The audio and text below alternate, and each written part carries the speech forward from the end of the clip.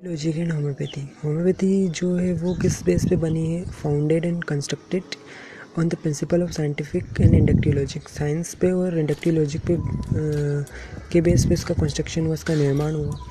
Homeopathy जो है उसमें logically according to strict rules of inductive generalization from the data which have been derived from direct observation of facts and pure experimentation जो facts हैं उनको observe करने के बाद जनरलाइजेशन किया और उससे इंडक्टिव लॉजिक के बेस पे हमने कंक्लूज़न निकाला। यहाँ पे निकाला गया होम्योपैथी में। तो यहाँ पे क्या है कि अगर अपन को इंडक्टिव लॉजिक में कंक्लूज़न तक पहुँचना है तो उसके लिए 4 स्टेप से होके जाना पड़ेगा। एग्जैक्ट ऑब्जर्वेशन, जो हैनीमन थे वो बहुत ज़्यादा कीन ऑब्जर्वर थे। उनकी बेसिक रीजनिंग एंड ऑब्जर्विंग के बेस पे उनने ये ऑब्ज़र्व किया कि जो ऑर्थोडॉक्स स्कूल ऑफ ट्रीटमेंट था वो बहुत ज़्यादा क्रूर था, हार्मफुल मेथड था। तो उनकी फैमिली के सपोर्ट से उन्होंने ट्रांसलेशन का वर्क स्टार्ट किया। इन्वेस्टिगेटिव माइंड था उनका। तो उन्होंने डॉक्टर हैनीमन ने हैप्पी नहीं थे और उन्हें उस टाइम पे और ट्रांसलेशन का वर्क स्टार्ट किया। उनने जब देखा कि डॉक्टर कुलेंस की मटीरिया मेडिका में it was written in a small footnote of the book that, उनमें एक फुटनोट लिखा हुआ था कि सिंकोनाबाग क्योर मलेरिया को सिंकोनाबाग क्योर कर देती है क्योंकि उसमें बिटरनेस होती है, कड़वापन रहता है। तो दो his work was to translate the book, जब वो ट्रांसलेट कर रहे थे तब उन्हें ये लाइन मिली। तो उनका जो माइंड था वो बहुत ज़्यादा क्यूरियस था। उन्हें इस बात को इन्वेस्टिगेट किया और इसके पीछे छुपे हुए ट्रुथ को जो छुपा हुआ था उसे पहचाना और उन्हें ऑब्जर्वेशन स्टार्ट किया। Only his intelligent observation lead to the birth of homeopathy. उन्होंने बहुत ज़्यादा इंटेलिजेंट तरीके से ऑब्जर्वेशन किया, इसी के बेस पे होम्योपैथी आई। अब करेक्ट इंटरप्रिटेशन, यहाँ पे क्या किया? Correct interpretation, Hahnemann experience the effect of cinchona bark on in own body. उन्होंने खुद की बॉडी पे एक्सपीरियंस किया उसे सिंकोनाबाग के इफेक्ट को। He was convinced that the cinchona bark has capacity to produce malaria like symptom in healthy human body. वो इससे कन्विंस थे कि मलेरिया लाइक सिम्टम प्रोड्यूस हो रहे थे हेल्दी बॉडी में अगर सिंकोनाबाग को खा रहे थे। Taking his experience as a particular premise, वो फिर एक पर्टिकुलर परमिस दिया उन्होंने। Hahnemann wanted to verify the same on fellow things, वो फेलो बींग्स उनके जो भी फॉलोअर्स थे उनको उन्होंने खिला के देखा, उनके रिलेटिव्स को, तो उनमें भी मलेरिया लाइक सिम्टम प्रोड्यूस हुए।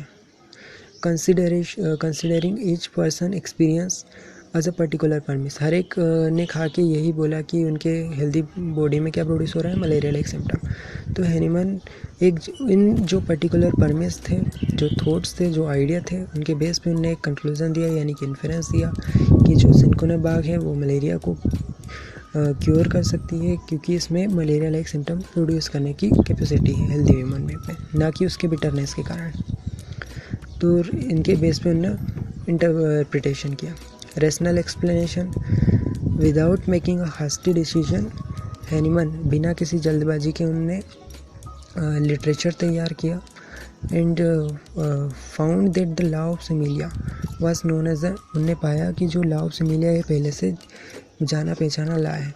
ही came to know that his precedents, जैसे कि हिपोक्रेट, पैरासेल्सियस, स्टाल्स, वो भी लॉ ऑफ सिमिलिया से अनजान नहीं थे, वो भी यूज़ कर रहे थे उस टाइम पे। Hahnemann wanted to apply this law, उनने इस लॉ को अप्लाई करने का सोचा एज अ मेडिसिनल सब्सटेंस। उनने बहुत सारे ड्रग्स को प्रूव किया, वेरियस ड्रग को खुद पे प्रूव किया, उनके फेलोअर्स पे प्रूव किया, हेल्दी ह्यूमन बीइंग को प्रूव किए, एक्सपेरिमेंट किए और उसके बेस पे रिजल्ट दिया। Considering each medical substance as a particular premise, एक पर्टिकुलर परमिस मिला हर एक मेडिसिनल सब्सटेंस को प्रूव करने के बाद, और फिर उसके बेस पे वो उन्होंने जनरल कंक्लूज़न दिया। ड्रग क्योर, उनने बोला कि ड्रग क्योर कर सकता है डिसीज़ को क्योंकि उसमें कैपेसिटी होती है प्रोड्यूस करने की, produce same in healthy human being. वही ड्रग क्योर कर सकता है डिसीज़ को जो कि सेम डिसीज़ प्रोड्यूस कर सके हेल्दी ह्यूमन बीइंग में। तो इसके बेस पे जनरलाइज कंक्लूजन दिया। Instruction based on his experiments, उनने एक्सपेरिमेंट के बेस पे रिसर्च और literature, research of the literature, experiment किया, उसके बेस पे लिटरेचर बना है। Hahnemann could confidently state that the medicine cure the disease because they can produce similar disease in healthy. उन्हें ये बोला कि जो मेडिसिन है वो डिसीज़ को क्योर कर सकती है क्योंकि वो हेल्दी ह्यूमन बीइंग में डिसीज़ प्रोड्यूस कर रहा है। तो 6 ईयर का एक्सपेरिमेंट किया और 1796 में उनने फर्स्ट ऐसे ऑन होम्योपैथी लिखा, an essay principle for ascertaining the curative powers of the drug and some examination of the previous principle, ये उनने पब्लिश किया।